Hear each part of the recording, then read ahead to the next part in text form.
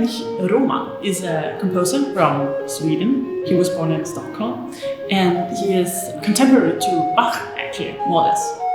In Sweden, he's very, very famous. Outside of Sweden, I have the idea that nobody kind of knows him.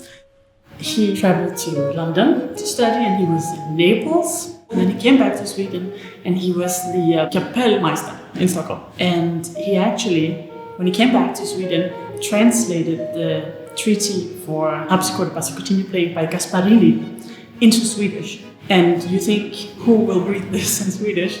But it says quite a lot about Ravn and what he was influenced by, which was, I must say, even though it's a mix of styles, very Italian.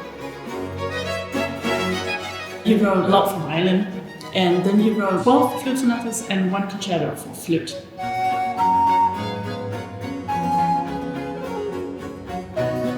And it's this concerto we are rehearsing now, playing this weekend and recording next week. It's in 3 movements, at least in our interpretation. The first movement is very easygoing. It's a Sunday by the sea in Stockholm. And the second movement is something completely different, suddenly. The second movement, the flute part, is more or less identical to a song Ravn wrote about love.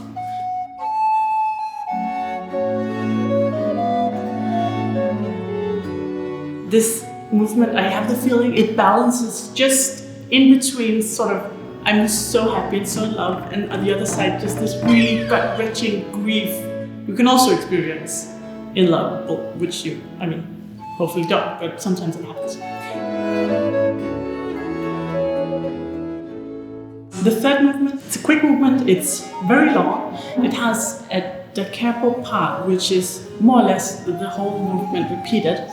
And the orchestra and I have taken quite some liberties in the da capo part.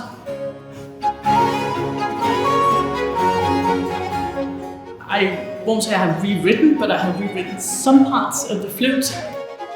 So one of the things that I really enjoy with Ravn's music is the fact that he can go from one sentiment to another I want to say seconds, but it's even less. One feeling and another feeling, and then something else, and then a cadence where I can do whatever, and that's great, I love it.